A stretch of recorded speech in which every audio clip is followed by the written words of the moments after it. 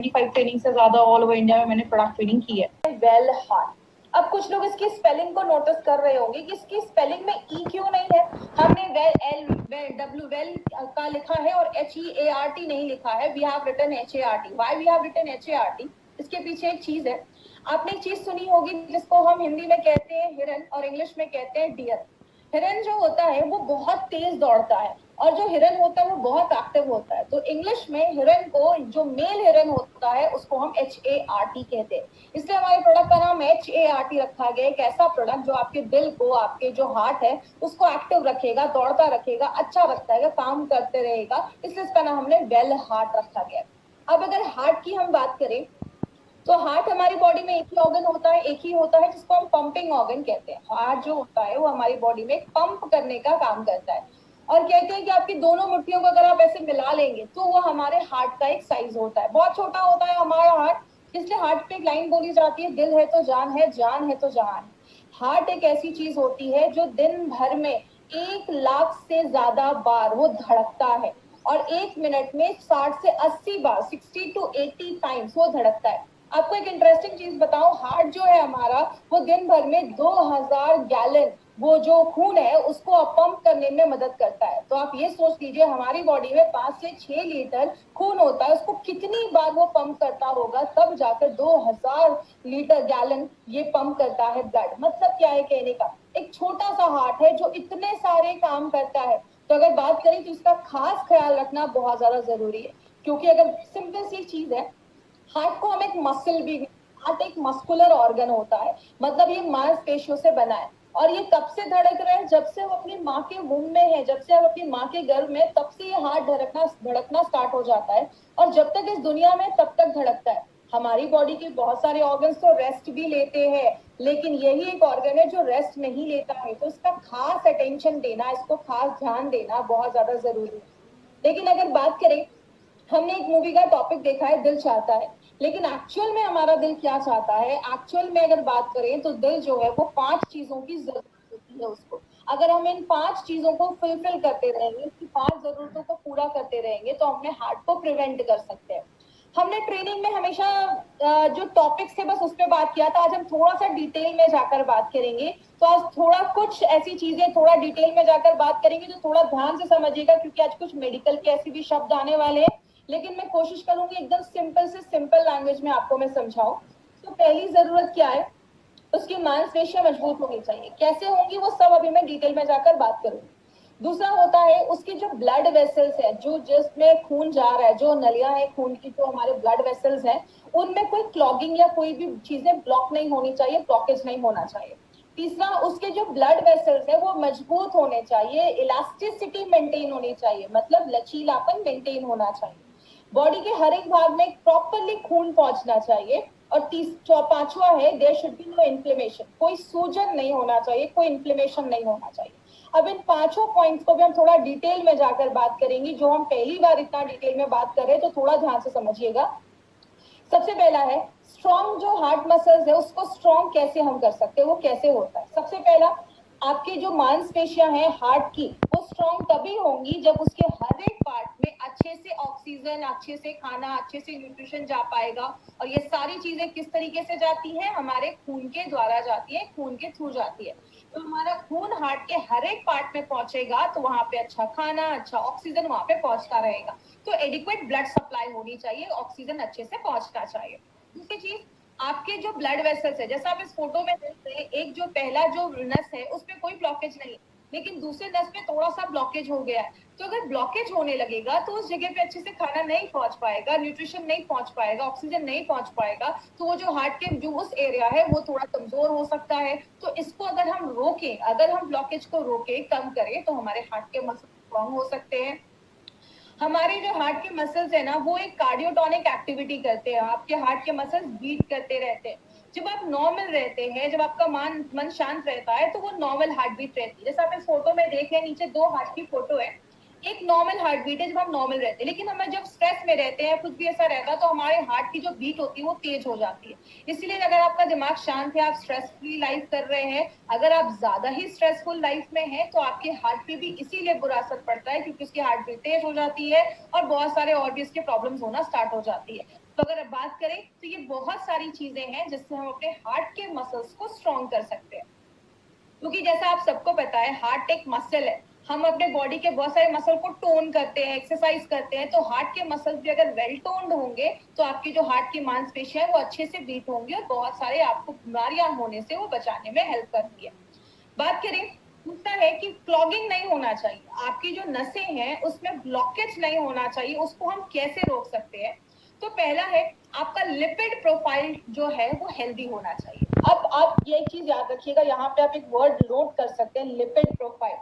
जब भी आपको हार्ट का अपना कुछ टेस्ट करना हो या हार्ट के बारे में इंफॉर्मेशन लेनी हो तो ये लिपिड प्रोफाइल टेस्ट बहुत सारे लोग करवाते हैं, क्योंकि लिपिड प्रोफाइल टेस्ट से हमें कोलेस्ट्रॉल कितना है बॉडी में, टोटल कोलेस्ट्रॉल, आपका ट्राइग्लिसराइड कितना है, बैड कोलेस्ट्रॉल कितना है, गुड कोलेस्ट्रॉल कितना है, ये सारी चीजें आपको लिपिड प्रोफाइल टेस्ट से पता चलती है। अगर ये हेल्दी रेंज में है तो कोई प्रॉब्लम नहीं है, जब इसका रेंज थोड़ा हाई रिस्क पे जाता है तो आपको हार्ट में प्रॉब्लम होना स्टार्ट हो सकती है, ब्लॉकेज वगैरह की चांसेस होना स्टार्ट हो सकते हैं। दूसरा है बैड कोलेस्ट्रॉल को अगर हम कम करें। याद रखिएगा हमारी बॉडी में दो तरीके के कोलेस्ट्रॉल होते हैं, एक गुड कोलेस्ट्रॉल होता है, बैड कोलेस्ट्रॉल होता है। मैं ज्यादा इसमें डिटेल में नहीं जाऊंगी, बस इतना आप याद रखिएगा। अब आपको कैसे याद रहेगा कौन सा गुड है कौन सा बैड है?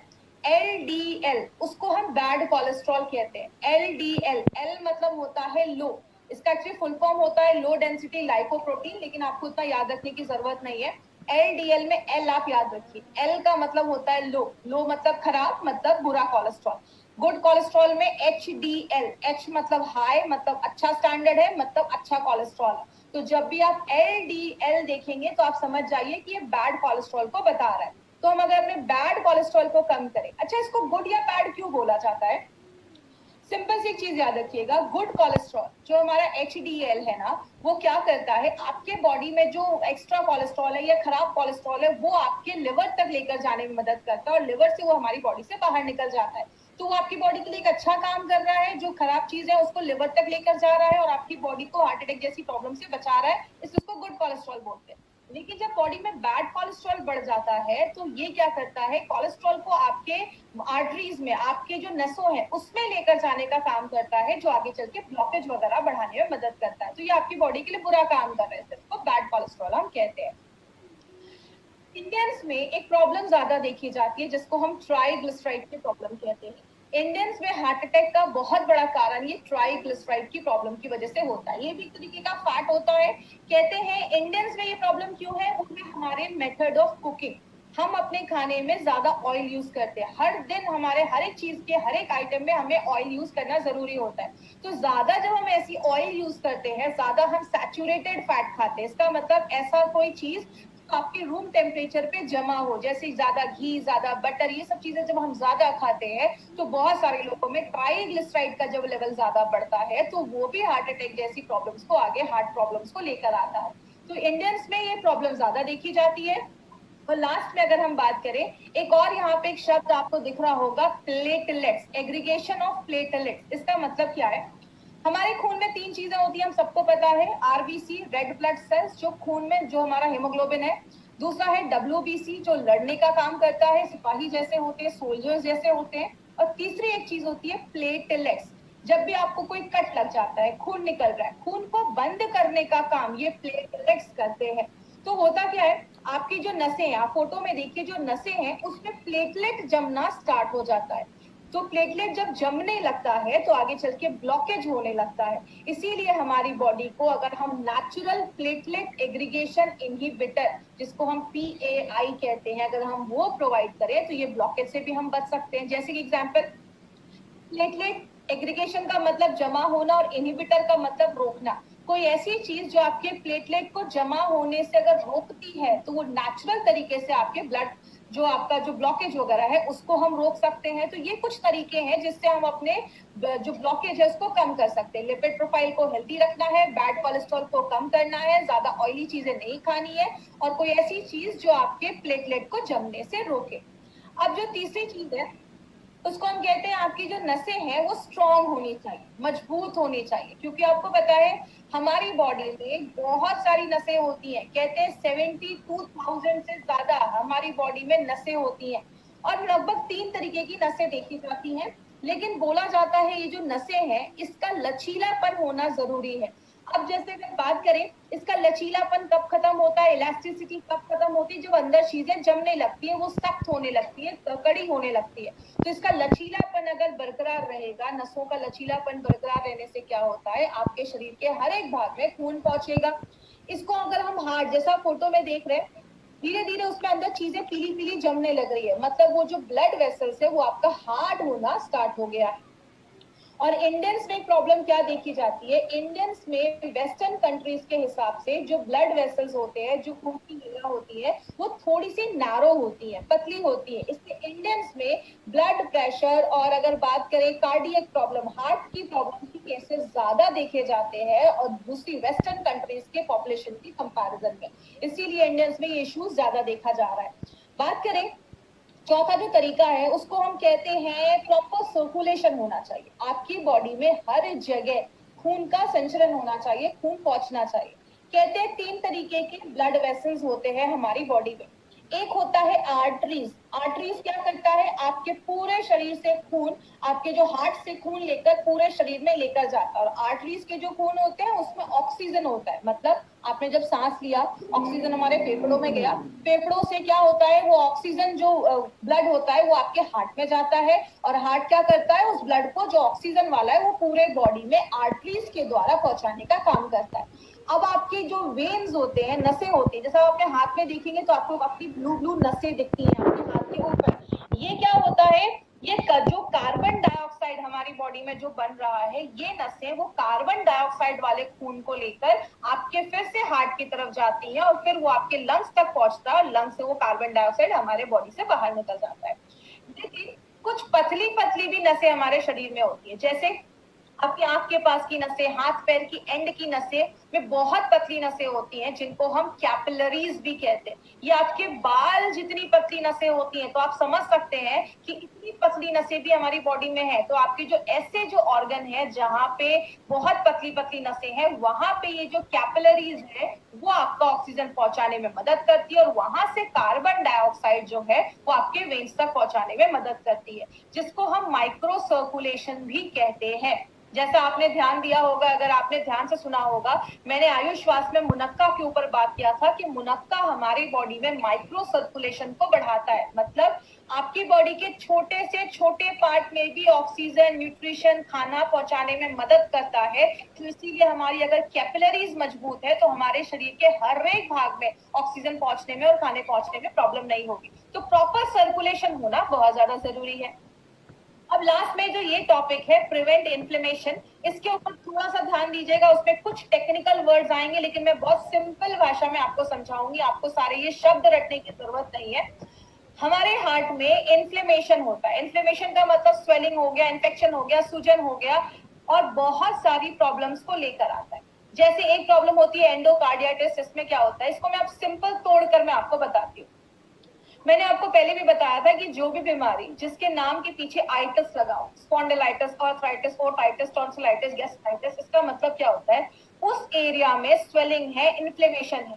एंडोकार्डियाटिस का मतलब क्या हुआ, एंडो मतलब आपकी अंदर की लाइन, एंडो का मतलब होता है अंदर, कार का CAR का मतलब होता है कार्डियो, मतलब आपका हार्ट। आपके दिल की जो अंदर की जो लाइनिंग है, अंदर के जो आपके हार्ट की लाइनिंग है, उसमें अगर कुछ स्वेलिंग हो जाए, बहुत सारे कीटाणु हमारी बॉडी के अंदर जाते हैं, अगर उसमें से कोई कीटाणु आपके हार्ट के जो अंदर की लाइनिंग है उसमें चला जाता है, वहां पे इन्फेक्शन कर देता है, उसको हम एंडोकार्डियाटिस कहते हैं। मतलब अंदर की जो लाइनिंग है उसमें इन्फेक्शन अगर हो जाए तो उसको हम एंडोकार्डियाटिस कहते हैं।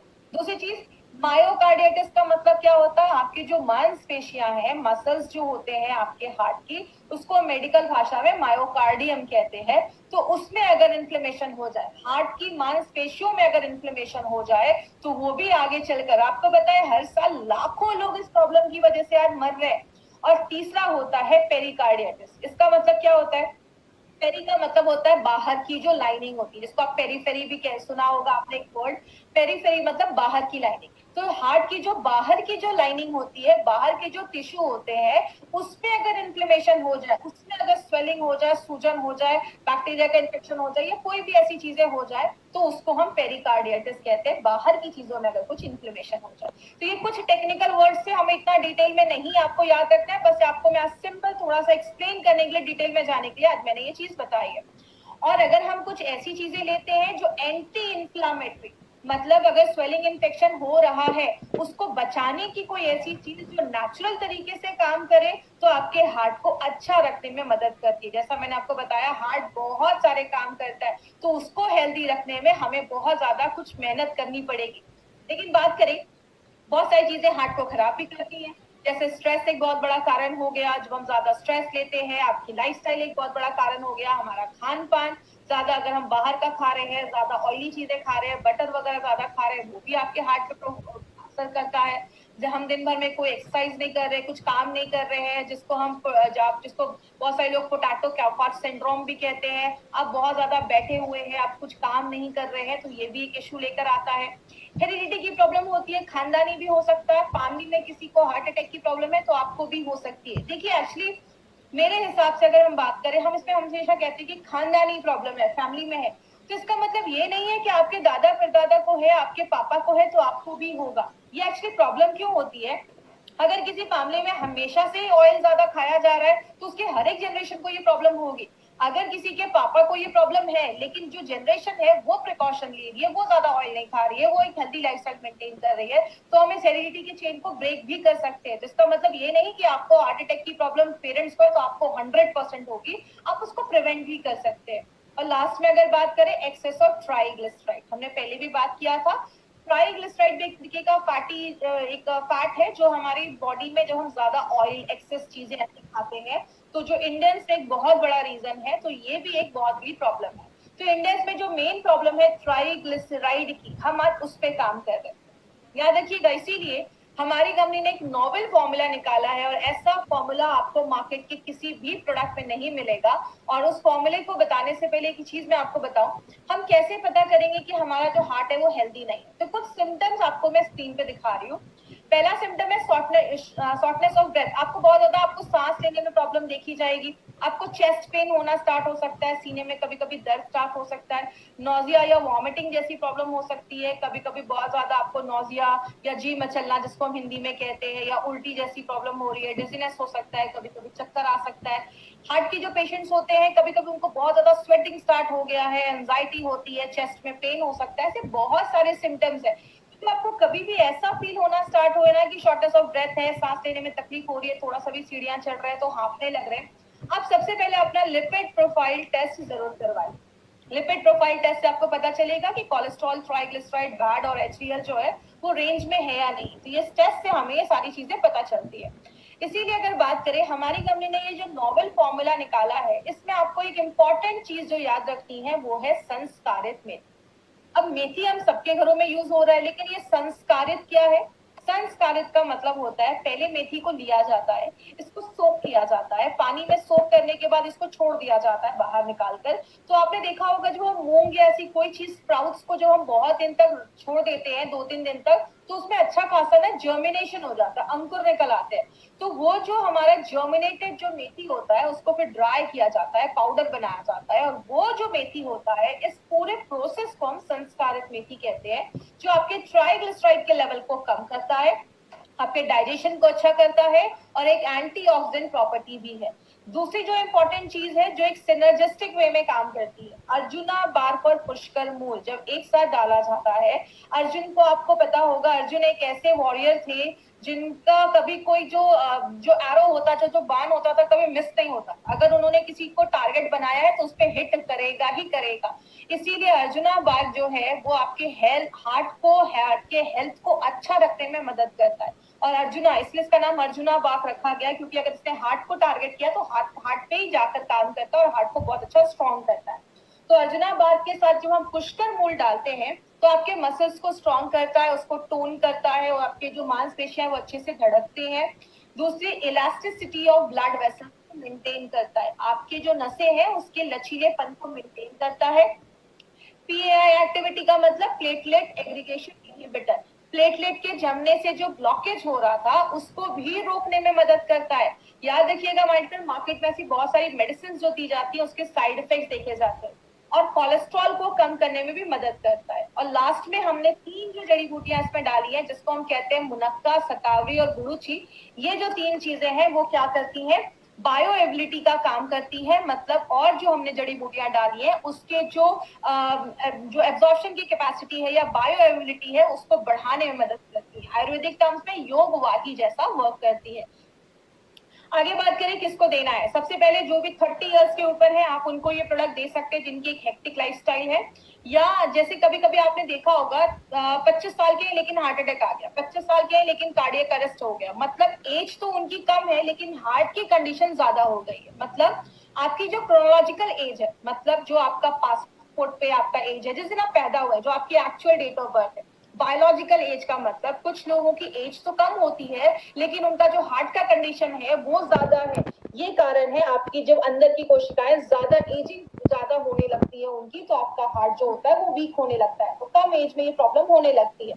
तो आपकी जो बायोलॉजिकल एज है उसको आपकी क्रोनोलॉजिकल एक्चुअल एज से ये अलाइन करता है, उसको एक जैसा करता है। अगर आप 40 साल के हैं तो आपकी हार्ट की कंडीशन जैसी होनी चाहिए, अगर आप रेगुलर यूज करते हैं तो उसको वैसा रखता है। कोलेस्ट्रॉल और ट्राइग्लिसराइड के लेवल को बैलेंस करता है, प्लेटलेट को जमने नहीं देता है, और अगर बात करें आपकी मांसपेशियों को मजबूत करता है। जैसा हमने देखा हमारी 5 जरूरतों को ये प्रोडक्ट काम करता है। और याद रखिएगा मार्केट में ऐसी कोई भी मेडिसिन नहीं है, मार्केट में आपके खून को पतला करने के लिए एस्पिरिन जैसी मेडिसिन दी जाती है, प्लेटलेट को कम करने के लिए एंटी प्लेटलेट वाली मेडिसिन भी दी जाती है तो प्लेटलेट को जमने नहीं देती है, बीटा ब्लॉकर्स जैसी मेडिसिन दी जाती है जो आपके हार्ट को थोड़ा सा स्लो कर देती है जिसके साइड इफेक्ट्स देखे जाते हैं अगर आप लंबे समय तक यूज कर सकते हैं, और आपकी आर्टरीज में जमने से उसको हार्ड होने से रोकता है। आपने देखा होगा बहुत सारे लोगों को कभी स्टंट लगा है तो फिर से उनको ब्लॉकेज के चांसेस देखे जाते हैं, तो जहां पे स्टंट लगा है वहां पे फिर से जो ब्लॉकेज के चांसेस है वो होना के चांसेस जो होते हैं वो इंक्रीज हो जाते हैं, फिर से होने के चांसेस होते हैं। तो अगर कभी किसी को ऐसा हुआ है ऑपरेशन करवाने के बाद 2-4 महीने हो गए हैं तो आप उनको भी अपना वेल हार्ट रिकमेंड कर सकते हैं। लेडीज और जेंट्स दोनों ले सकते हैं, और अगर जिनको भी हार्ट की प्रॉब्लम है वो भी इसको रिकमेंड कर सकते हैं, ले सकते हैं। बस एक चीज याद रखिएगा, जब भी किसी को आप ये प्रोडक्ट दें तो देने से पहले एक लिपिड प्रोफाइल टेस्ट करवा ले, और लगभग 12 हफ्तों के बाद 3 से 4 महीने के बाद फिर से लिपिड प्रोफाइल को एक बार टेस्ट करें। इससे आपको पता चलेगा कि आपका नॉर्मल जो आपका कोलेस्ट्रॉल लेवल, ट्राइग्लिसराइड लेवल कितना मेंटेन हुआ है। तो ये रिपोर्ट अपने पास जरूर रखिएगा। किसको देना है, 40 साल के ऊपर के लोगों को दे सकते हैं, 25 से 40 साल के बीच में, और एक फैमिली हिस्ट्री है आप उनको भी ये प्रोडक्ट दे सकते हैं। हल्का फुल्का हार्ट का इशू लगता है, जैसा मैंने आपको जो सिम्टम्स बताए, शॉर्टनेस ऑफ ब्रेथ है या चेस्ट पेन है, उधर भी आप दे सकते हैं, और जितनी जल्दी आप स्टार्ट कर देंगे उतना आपके लिए अच्छा है। तो 25 साल के भी हैं अगर आप तो भी साल में इसको 3-4 महीने ले सकते हैं। लेना कैसे, सुबह एक कैप्सूल नाश्ता करने के बाद और रात में कैप्सूल खाना खाने के बाद, दिन में 2 बार लेना है, सुबह शाम आपको लेना है, आफ्टर योर मील खाना खाने के बाद लेना है। इसकी मार्केट अपॉर्चुनिटी की अगर हम बात करें, बोला जाता है ये जो आप पेज देख रहे हैं ये WHO का पेज है। WHO की पहली लाइन ही क्या है, cardiovascular diseases are the number 1 cause of death globally. मतलब क्या है, हर साल लगभग 17 से 18 मिलियन लोग हर साल से कार्डियोवास्कुलर मतलब दिल की बीमारियों की वजह से आज उनकी डेथ हो रही है, तो नंबर 1 कारण बन चुका है। और इंडिया में ऐसे जो प्रोडक्ट जो हेल्थ के जो हमारे हार्ट के सोल्यूशन को लेकर आते हैं उसका जो अगर मार्केट की बात करें तो 5,000 करोड़ से भी ज्यादा है। तो आप समझ सकते हैं वेल हार्ट का हमारा कितना बड़ा मार्केट हो सकता है अगर हम इसको सही तरीके से लोगों तक इन्फॉर्मेशन अगर हम उनको पहुंचा सके, क्योंकि एक आयुर्वेदिक प्रोडक्ट इसका कोई आपको साइड इफेक्ट वगैरह नहीं है और नेचुरल तरीके से आपके हार्ट को प्रोटेक्ट करता है। किधर नहीं देना है, हार्ट अटैक आया है उस टाइम पे आपको, कभी कभी कुछ लोगों को अचानक एंजाइना की प्रॉब्लम होती है, बहुत ज्यादा हार्ट की दर्द होने लगता है, चेस्ट पेन होने लगता है, उस टाइम पे अगर किसी को हार्ट अटैक आया है तो वेल हार्ट नहीं खिलाना है, इमीडिएटली डॉक्टर के पास लेकर जाना है। ज्यादा ब्लॉकेज हो गया है तो डॉक्टर के पास लेकर जाइए। अगर कोई हार्ट की मेडिसिन ले रहा है, कोई भी ब्लड थिनिंग एजेंट ले रहा है तो उसको रिप्लेस करके आपको ये प्रोडक्ट नहीं देना है, उसके साथ आप दे सकते हैं, 1 घंटे का गैप मेंटेन रखिएगा, बट आपको कभी भी किसी की दवा को बंद नहीं करवाना है, आप डॉक्टर नहीं है किसी की दवा को बंद करवाना है। अगर किसी का बाईपास वगैरह हुआ है तो डॉक्टर से कंसल्ट करने के बाद ही, क्योंकि टाइम उनके बहुत सारी हेवी मेडिकेशन है, तभी आपको ये प्रोडक्ट देना है। तो ये था हमारा एल हार्ट, जो हमारे एल हार्ट को वेल हार्ट, जो हमारा एल हार्ट है उसको अच्छा करता है, वेल हार्ट करता है, इसलिए इसका नाम वेल हार्ट रखा गया है।